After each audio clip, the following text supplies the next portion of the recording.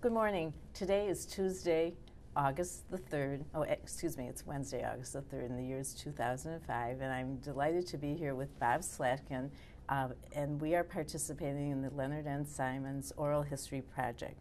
Bob, do we have your permission to use your words and thoughts for the historic record? Yes, you do. I'm honored to be part of this. Thank you. Well, let's start at the beginning. When and where were you born? Well, I was born in Detroit, Michigan. In fact, I can use the beginning to kind of explain, how I really went down the road that ultimately led towards, at certain times in my life, spending half my day working on Jewish community ideas and programs. So I really will tell you that my mother, Esther, and my dad, Adolph, had a very assimilated home. They knew they were Jewish, certainly, but they also were very proud of being American. And in some ways, I feel I kind of left out on those homes that had a lot of religion in it and a lot of Yiddish in it and all that kind of stuff. I did not get that. But I did get a little bit of that on my Shabbat dinners with both grandparents. My grandpa Slatkin, grandma and grandpa Slatkin, came from Belarus, and I'm sure I'm saying that wrong. They spoke Russian as another language, and they were very hard-driven people. He became very successful, and she was the best cook. I mean, I've never tasted certain meals better than she has made, and I never will. Sometimes when you go to Israel and you get pickled fish, it sort of reminds me of what my grandmother did. And then on the other side, the Immerman side, my mother's side, they were from Latvia, which meant that they spoke German as their second language. And they were from northern Michigan. My grandmother was second generation. She was born in El Sabo. My grandfather settled into Bay City, where there was a bunch of Immermans. If you ever look at the archives that you produce, every once in a while you'll do something on Michigan, and the Immerman family always shows up, and that was my family from northern Michigan. They were I describe him and her as complete gentle people, and both of them were a great combination to have as grandparents. But that is, I wanted to explain how I became committed. So it didn't stop there. I went to, my neighborhood was Jewish. I really had very little choice. I went outside, the kids I played with were Jewish, all the way through high school, where I went to Mumford High School. I joined a social club there that you still hear drum rolls when I mention the name, the Vagabonds. And I'm not sure if we were a little offbeat, little hoodie, but we had to be straight in regard to, had to be affiliated. So we affiliated with the JCC.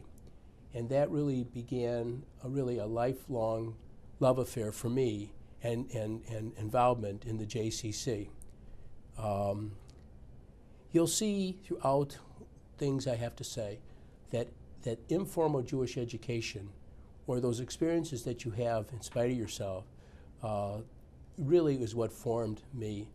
And I guess throughout my career, I've always wanted to make a case that you can be involved informally or have informal Jewish education and end up being as good a leader, as committed as a person who came up with a great deal of formal training.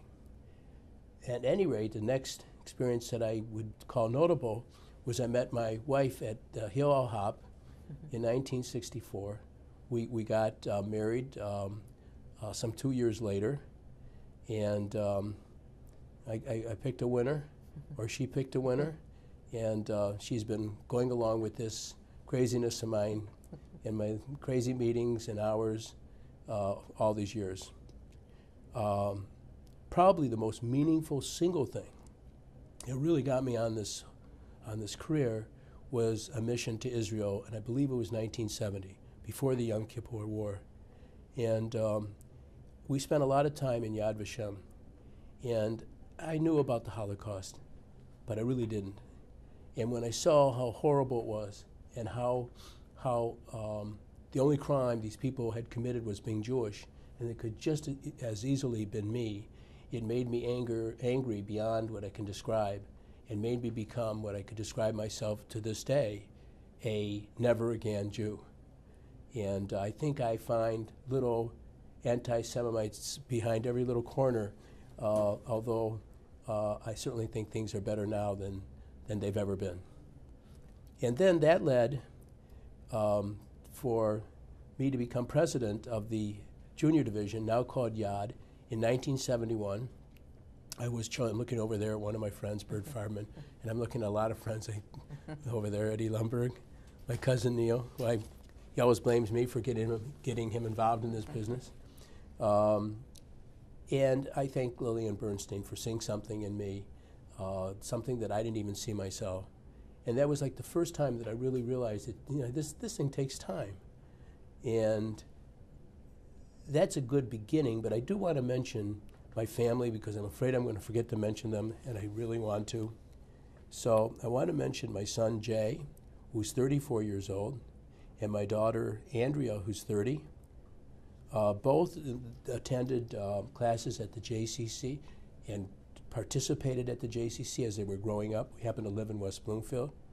They both went to Camp Tamarack. Jay was bar mitzvahed at Temple Israel, and Andy was bar mitzvahed at Temple Israel. We developed a relationship with the rabbis there, who are the best. But I have to say, particularly for me, Rabbi Monty Clark, that's the general. I watched the program last night. Monty Syme was particularly important to me, and you'll hear more about that in a little while. We went on a private family mission to Israel in honor of Jay's bar mitzvah, so that had been about 84, and with my mother, who was our proud sponsor, and my sister and her family. From that, I would say that was a never-to-be-forgotten trip, as all trips to Israel seem to be. And I can say that my kids are dedicated to Judaism, and they have positive feelings about the state of Israel. My daughter, who, by the way, after she was bar mitzvahed, stayed active at the high school and became a leader all the way through graduation. I do want to give her recognition for that. She's now married to a fellow named Phil Bershad. They are living in New Jersey. My granddaughter, Ellie, our only grandchild, is going to be 2 this Friday. We're going to go visit the next week. And she is entering preschool at a synagogue. So hopefully the role will continue to go, and that's a quick story of my family. So this is kind of like a transition for me to go into where I next got really involved after the junior division. Should I go directly there? Sure. And that is the the JCC, Jewish Community Center. One of the great programs that the young adult division has is called a liaison program. And everybody should take advantage of it because it gives you an opportunity to sit on boards of all the agencies and of many federation committees. And you're treated for all practical purposes as though you're a member of that committee. Well, I was lucky enough to have chosen, I was president, so I think I really appointed myself to the JCC. And eventually that led to me becoming to be asked to be on a board, which happens, I think, a lot of the time. So now I'm on the board. I'm a young man. It's the early 70s, and they're building the new, it seems funny to call it new now, but the building on Maple Drake, now known as the Applebaum campus, and they wanted to give tours of it. And they wanted to be sure, they thought that tours would be the single best way to get the place filled. And I still feel that is the best way. Whenever I go to a JCC kind of meeting, I always say, why don't you guys have tours?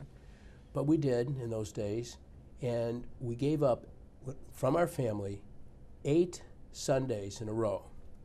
And we took through the building probably 10,000 people. And it was advertised, it was a thing to do on Sunday. And if you think the JCC building is difficult to get your way around now, Imagine what it was like before it was drywall. So we sort of like had a system, not unlike breadcrumbs. Okay, we kind of knew where we were going, but we really didn't know where we were going. But we winged it. We said, that's the physical activities. But people were just impressed with the size of it, and they were proud of it. And after it was over with, we had 14,000 members, which is the highest number, and somebody might correct me, but I think it was the highest number the JCC ever had. I think they're probably around the 10,000. That's probably their level amount, is 10,000 members. So I'm proud of that. And that put me on the executive committee. I guess somebody felt that I had earned it, and I was there. And most people on the executive committee get a special assignment, one thing or another. And mine happened to be JPM, the building on 10 Mile Road. And at the time, there were problems there as far as the executive committee of the JCC was concerned. I think they thought the building's days were numbered. And I think they thought that the neighborhood's days were numbered. I went there and met with a rebel group, if you will, led by, and these are such sweet girls that it's hard to believe that they would be rebels, but Marcy Feldman and Janet Levine. And I went back to the executive committee, and this is something I don't like to do. I like to be a team player, but this one time I had to get back to them and say, they're right over there, and you're wrong, because they are not going to go out to Maple Drake. It's just too far away. Freeway was supposed to be built, you remember that, to take you all the way to the front door. So that led to a bunch of things that ultimately led to improvements at the JPM building. And at the same time, we had a neighborhood project. It was a joint project by the Federation and the Foundation, where a person could borrow money for the down payment if they were in a certain area. And that allowed a lot of people to buy homes there. And I must say the loans were made through Hebrew Free Loan, another agency, and I don't believe there's a single amount of money that's owing. So it was a very honorable situation, and it really brought back this neighborhood. The Orthodox came in, and that helped. And then we have the freeway, which takes you everywhere, the plaza that goes across the street. But the real anchor, in my opinion, of what we could call the Huntington Woods Southfield 10 Mile Road corridor is JPM. And I'm proud, that maybe the very first person that said, we got to do something there. Then on the second renovation, unless I forget, we did this wonderful renovation, literally tore it down and started over again, to Prentice Hall. I know you've been there. It's a great facility. So now it's what a JCC should be. A lot of people think it's in a neighborhood. It's the right size. It's manageable, and I'm glad to have been part of it. Excuse me, Bob. What were some of the things that you did to the building? In those days, there were in the building itself, we created a new corridor from the side door. We created a side door. That's the main door now, off the parking lot. And then we created a hallway that went directly back, and to the right is the swimming pool, and that was new construction. And then we went straight ahead, and then to the right, if I recall, there was the health clubs. Some built on old and some built on new, and we just cleaned the place up. We bricked it, we made it more attractive. It was a dump, it really was. And it really was, I think, what the rebel group was looking for. Now the ball was in their court. And I always love that when it goes into somebody else's court, and how well they attended and what have you. But I must mention also that Bob Aronson decided to take this project on, and maybe it was one of the first times that our director showed that he could do anything with literally no money. I mean, and come up with it somehow. Were there some issues with use of the Orthodox community and the rest of the Jewish community using that building? I really believe that the Jewish Community Center is safe haven for the Orthodox. I don't know why. I'm not sure it's true at Maple, at the Applebaum campus, the Con building, but I believe there it is safe haven. People are elbow to elbow, and as far as I know, there's been no problem. I haven't been there for a while. I think there's a food facility, and I think it's kosher. So I think it's one of those wonderful examples where the Orthodox are intermixing with the non, and I think that's been part of this. It had to be. It had to be. Now, providing them the space for the mikvah didn't hurt. I wish I could say that with a Yiddish accent. Bob Aronson one day said, we're going for a walk. And he walked, we met at the JPM, and we went for a walk, and we saw this terrible building that was their mikvah. And we were told that this mikvah, which was Mikvah Israel, I forgot the name, but it was the one that most of the Orthodox women went to. And people were waiting to 2, 3 o'clock in the evening, and they needed another one. And what was controversial about allowing the mikvah, and they were calling me Mikvah Bob for a while, and I was president of the foundation, was it's a private use on a public campus, if you will. But it was also for the people that support that area and were part of the rock of the area. And Bob Aronson once said to me, he said it to me more than once, that I was the only person that could have done it. Now, I've dealt with other people that I'll tell about that they were the only persons that could have done it. And the reason being was because I think that the one party who might have put up a fuss would have been the Temple Israel group, for a variety of reasons, okay? But my relationship with Rabbi Syme was too strong for him to give me a hard time if I wanted it. So that is something that completes the picture of that campus, and really kind of ends a certain stage of my Federation career. And it's maybe a good place to say, okay, now we're through the early JCC years. Let me tell you what happened afterwards. Good. So I'll tell you what happened afterwards. The answer is not much. It's kind of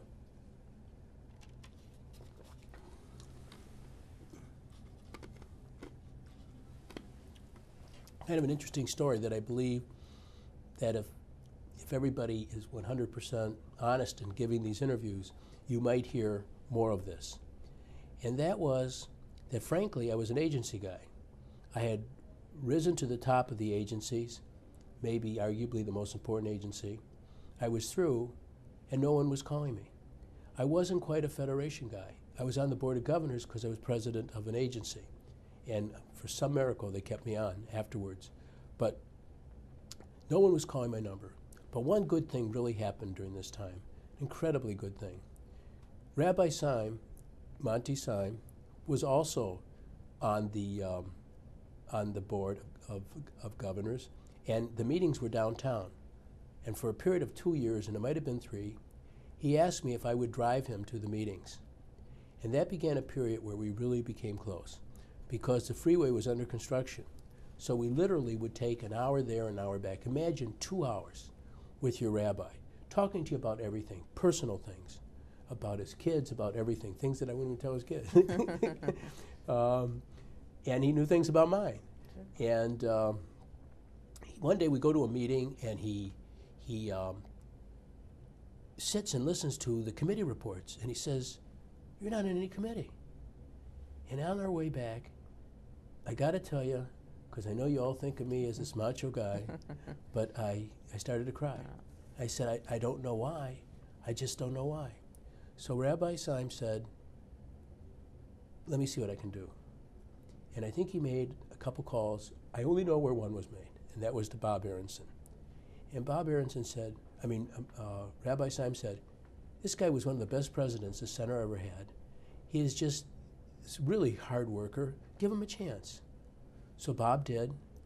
There was a bunch of smaller jobs when I first, got back in, but at least I was, on the track again. And I often would ask Rabbi Syme, of blessed memory, thank you so much for doing this for me. And he'd actually get a little upset. And he said, I didn't do it for you. You did it for yourself.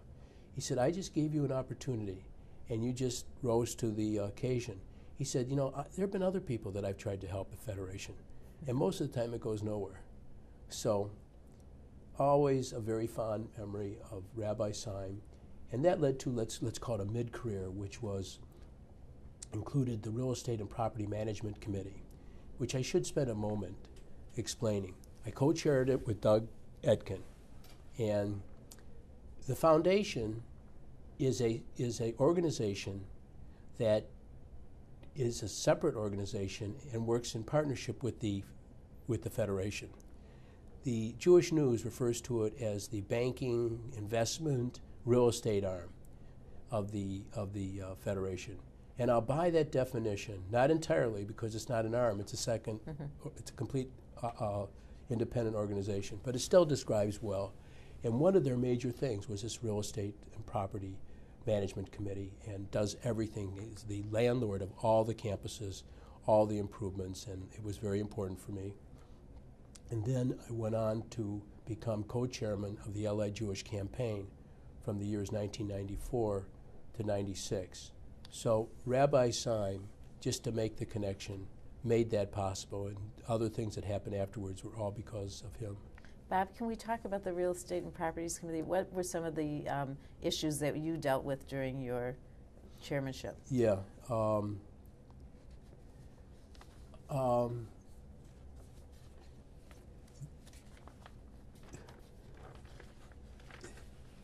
I'm hesitating a little bit because I am going to get back to this committee. Okay. Okay? It's always great when you have money.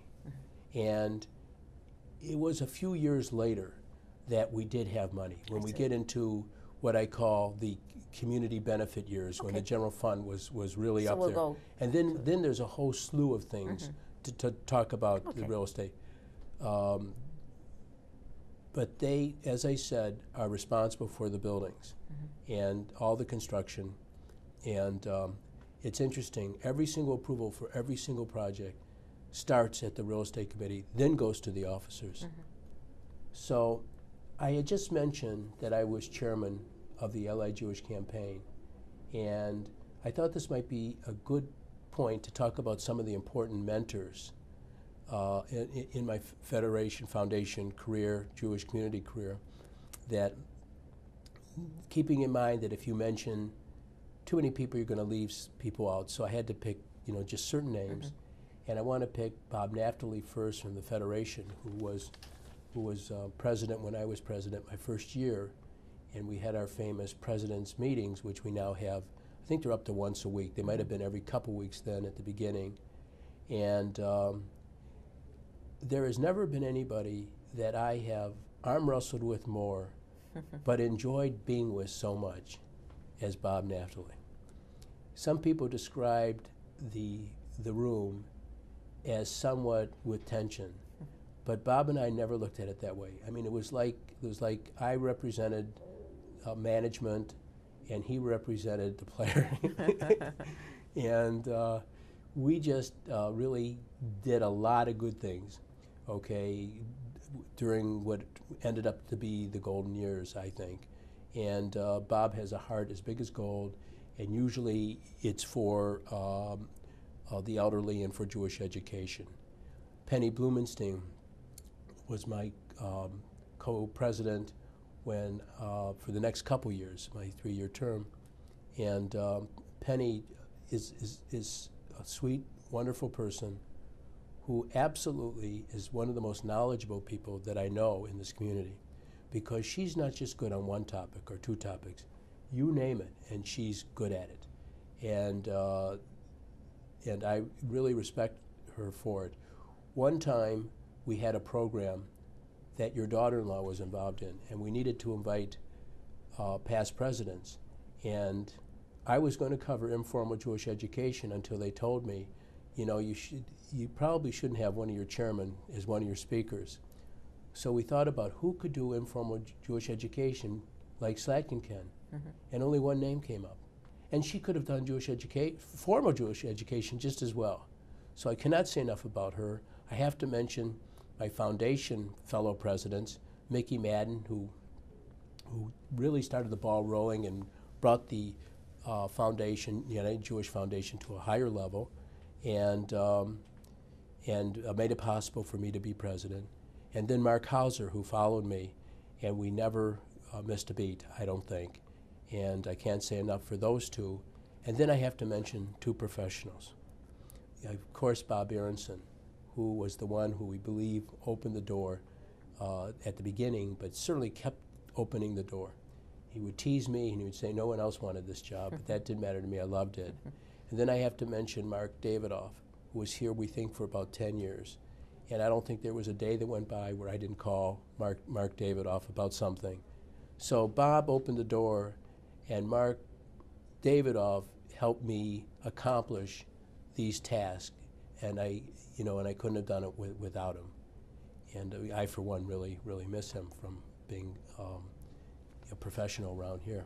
But he's doing well, and that's the most important thing. And that kind of brings me to the foundation days, if you will, when I was president of the United Jewish Foundation from 1997 to the year 2000. Should I go there? And certainly. Because there's certainly, all of this is tied in. It's all relevant. I'd like to just mention some of the things that I think that were accomplished during that period of time. One of the things is probably a little bit on the lighter side. That is that I was the one who combined our board meetings. It wasn't on the lighter side to the professionals who had to prepare for meetings for both people.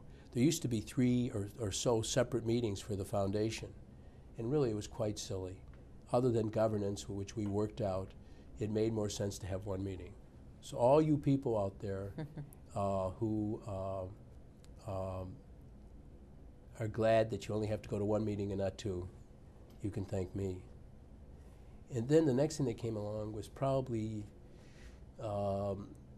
maybe, people might say it's the most important thing that I did. I got a couple candidates for that, but it was the Jewish Life Fund. You must understand that already there was talk that we had to do something for Jewish continuity, Jewish Renaissance, if you will. But the thought process was all formal Jewish education, day school, afternoon school, anything that have to do with formal Jewish education. Believe me, when I tell you, when you get 5 people in the room, the person who's talking about informal gets pushed aside because it just seems so less important when you're talking about a synagogue success or failure versus Camp Tamarack. It just seems to take a second place. I said in the Jewish Life Fund, which was half of the Millennium Campaign, and the Millennium Campaign was this $55 million plus campaign that was run by Bob Aronson, of which one half of it was for the Jewish Life Fund, and the other half was for the JCC renovation, which I also got involved in. I think that I helped name more categories that ended up being informal Jewish education, such as programs at the JCC, Camp Tamarack, Missions to Israel, family programming, that type of thing. Over half the money they raised was for informal Jewish education, which to me is bringing more people into the tent, if you will, and it's giving them an equal importance in terms of the continuity of our people, which I've always felt. I don't think I'm the only one, but I think there are others that might not agree. And it's kind of been my consistent banner throughout my career. And I also knew that not everybody could come up with $1 million, which is what the Millennium Campaign cost. So we came up with the community level Jewish Life Fund, which still goes to this day. Then another important item that I would put up there is one of my contributions that maybe is notable was the what we called the community benefit. I was around during the period of time where the stock market was really growing, and we had made a deal with our endowment givers that we would guarantee them 7.5% and also 10% on PACE gifts, and that the money that was over that would go for communal purposes into the general fund, and the money below that would come out of our pocket. Well, we just had a boom, and we got up to $60 million, 63 to be exact, and I was president. And we formed what we called the community benefit, and it basically created a building boom for one thing. And you asked me, during my time, we renovated a kiva. I think what we did is we took a synagogue and made it a kiva. The Brown Centers, the entire JCC renovations, the Jewish apartments, the Mir apartments, the Yeshiva Beth Yehuda had worked on, and there were others. But those are ones that I was involved with, and that the foundation, because they had money, could help seed various aspects of this or match certain funds. And then, of course, we increased our grants tremendously, and mainly to Jewish education, but to other areas. And it was right during the very height of our wealth that I said, this has got to stop. And that is another notable thing, because I knew that it was luck, and we couldn't continue with this luck. So eventually we formed a committee, and I must single out David Page as another person that I would mention and single out as a guy who led this committee. He might be the only guy that could have done it, as Bob Aronson once said of the mikvah about me. And he did. We got 2/3 of it done anyhow. We couldn't do it all, but got 2/3 of it done. And as you know, nevertheless, the economy slipped on us real quick. The stock market went down to about half. You know, there are certain kinds of grants that are hard to stop because you'll stop programming. So we just found ourselves in watching day by day our general fund go down. And it went down to about $17 or $18 million. And that caused us to have to rethink all of our grant making. And now we decided that everything has to kind of pay for itself. What we raise in the campaign is what we invest back into the agencies. And that campaign's getting better and more important and what have you. But I guess I just want to say that the golden age cannot be taken away. Those wonderful things that we did exist, and they're wonderful. And I also want to say something that maybe people don't think about a lot, is if we didn't have the donor change, instead of being at $20 million, we could have been, depending on what time we declared a urgent need or urgent reason to stop, we could have been in $20 million deficit. That's how much difference it made. So it kept us from losing our general fund. What were the changes that you made to the rate of return? You know, there are people that can speak better on that topic than me, but I think it's basically what the rate of return really is, and that's it. And I think that we charge somewhat of a fee to handle this, no more than any other brokerage house would be, and they have to take the ups and the downs. I see. There's no guarantees, and as you can tell from that arrangement, the general fund is never going to grow. Is never going to grow again, which is a beautiful lead-in to what I want to say next. And that is, we began to realize that we don't have a general fund to speak of for emergencies.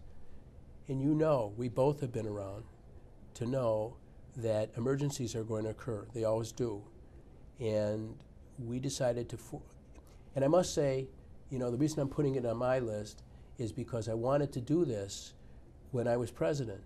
But a lot of people we just couldn't figure out a way.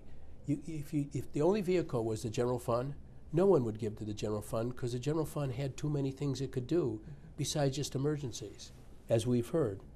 So what we did is we eventually formed what I call the Legacy Fund, and it's chaired by Bill Berman and Bob Aronson. I'm proud to be on that committee now. It's mainly testamentary giving, and it is it is a fund that will eventually replace the emergency fund aspect of the general fund, and will keep us from being vulnerable. And it's protected, and it's a very solid program. And you know, PACE is another one that people talk about, and it's similar, except PACE is to perpetuation of the campaign and the programs from the campaign, and Legacy Fund is for emergencies. And having been through emergencies, it's my favorite, and that's where I have left some of my estate. And the last thing that I'd like to mention while talking about my foundation years. We've got time. Okay. We're doing well, aren't we? Yeah. Good. And that's this really kind of special thing that we called the Grant Maker Mission, or sometimes the General Community Initiative. Because the foundation had some money, we decided to take an initiative. I believe something that we always wanted to do, Bob Aronson wanted to do, which was to get involved with the general community and invite them to Israel. So we started talking to other foundations, such as the Bank One, McGregor Fund, Consul Michigan Foundations, the Community Foundation for Southeastern Michigan, the Kresge Foundation, the Hannon House, and I know I'm missing some others, but that's the kind of group we went to. And we took them to Israel. And it was the best mission that I was ever on, because we not only did Jewish sites, but we also did non-Jewish sites. And we just really bonded with this group. It was co-chaired, by the way, by Julie Cummings, and Bob Aronson was our professional. And we went to all these various places, and we realized how much we really have in common with people, you know, and it was very good for the soul. And these people did not want to let this go. So this initiative actually lasted for 3 years. We kept having reunions. A couple of them were in Grosse Pointe, which is kind of interesting. And I'm really glad to be part of it, and I really hope that if we ever get any money to speak of, or if somebody wants to come along who's particularly interested in the general community, it's a great endowment, a great endowment. And now I'm sort of like through my foundation career, and you know, when you've been president and you know everything, largely because they have to let you know everything, and largely because if you're the foundation president, you have the money. And then the next day you're not, it's quite a change. But I must say that they had something waiting for me that would turn out to be probably the most difficult job I have ever been involved with, even harder than being president of the foundation. What's and that? If I can go directly into that. Sure. And that was the renovation that we've talked about of both campuses and both buildings. But most of it was on the Applebaum campus. And we had about $28 million to spend for renovation, and we had an endowment for about $7 million. So the whole thing was $35 million, and has been considered to this day, the largest single undertaking that this community has ever been involved in. And although it was rewarding, it was also quite miserable. And the reason it was is because no one would believe you couldn't do everything for $28 million. But we had to take $13 million off the budget in order to come close to spending the amount of money that we had. And that was my job. So therefore, I probably was getting people a little upset. People on my committee, people off the committee. We had egos on my committee like you wouldn't believe. People that wanted to do more than what we could do. And members, there were certain things that we couldn't do that they wanted, and there's still some anger out there. But as I said, we did the best we could. And I would say that keeping within the budget it doesn't seem like a great thing to be remembered for, and I'm not going to be remembered for it, but I know that I did, and I know when I go into the JCC, which is much, much nicer than it's ever been before, and the health clubs and the physical fitness open to everybody. It's just amazing, and I feel like I was part of it. But it wasn't just that $28 million that's going to be remembered, because I just said it probably won't be. But it was this measly little $100,000 that we spent for the Jewish War Veteran Permanent Exhibit around the same time, maybe at the end of that period, that I think might be remembered. And I have to mention Gelly right out, Alan Gelfand, who raised most of the money himself. And we went ahead as though we had the money. And if we hadn't, we'd have been in big trouble, and Gelly got it. And remember that the source of the monies were people that were in their 80s. And, and it was difficult. But let me explain to you why there was a need for it. In 2002, 2001, the war veterans, World War II veterans, were just under-recognized. Tom Brokaw wrote a book that was a bestseller called The Greatest Generation.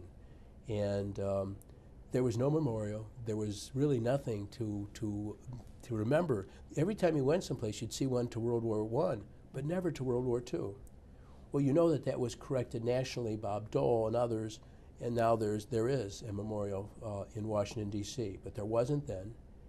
And this was particularly true for Jewish war veterans. So we put together something that, Sharon, I know you're involved in right now, and I kept trying to think the length of it, and somehow another 22 feet comes to mind, but I'm not sure. About 60.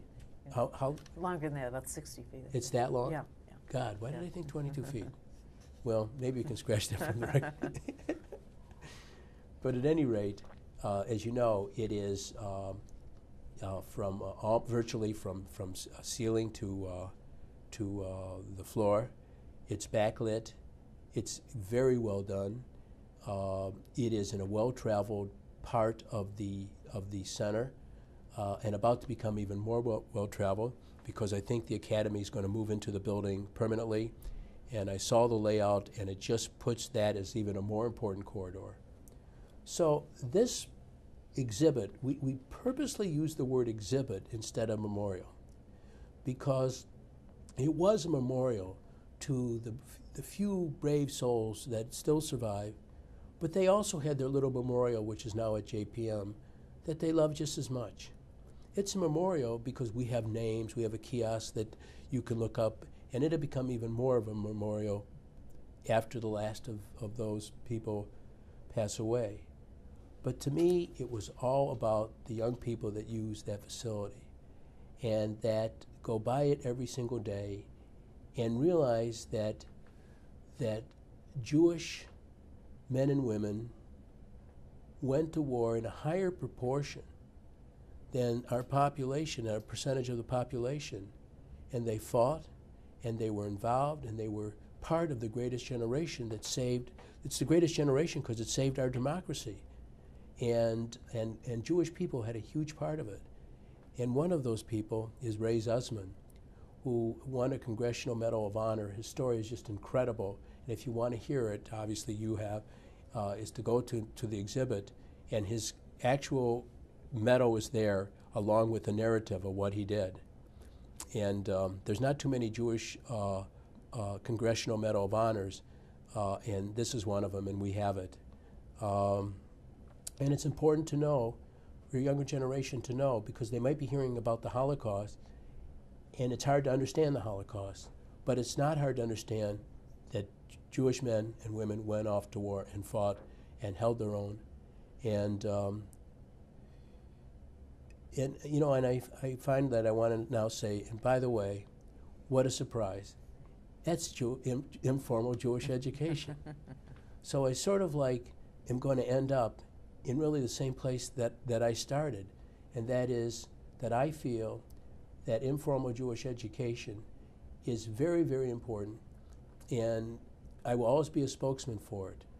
I'm not trying to diminish the importance of other things. I'm trying to raise the level of how a person can become connected in that way. And in fact, a good example is the birthright trip to Israel. A lot of people on their very last chance are going to Israel and getting connected at that point. And then that might lead to other things. So that's where I'll leave this conversation and tell you that I know one of the questions that interviewers like to ask, and maybe you were about to ask it, so forgive me if I am asking a question that you might have asked, what do you feel, you accomplished? And I don't know exactly. I certainly mentioned every single thing that I thought was notable. And I guess what I want to think is that I made a difference, that if I wasn't around, things might just be a little, maybe there wouldn't have been a mikvah. Maybe we would have been in deficit more so than we ended up. We never were in deficit, but we could have been if we hadn't made the donor change. Maybe young people that are in the JCC building will have a better building, will be able to see the Jewish war veteran, very important time in our country's history. Maybe the campuses are a little bit nicer as a result of the things that I was involved in. And maybe the Jewish Life Fund and the Detroit Legacy Fund might have been a little bit different. So that is where I hope that I made a difference. And I will tell you that I hope I can continue making a difference. I certainly do not look at this as a end of a career. And to me, it's equally pleasure and responsibility.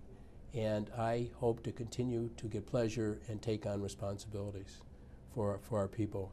And it probably would be, knowing me, it's certainly not going to be informal Jewish education. It'll probably be along the lines of what I've done. Bob, thank you for all your leadership, and I think this was a beautiful interview. You told us so much about what's current in this community and all of the efforts that you made. So, well, thank you again. Thank you for asking me. You're welcome.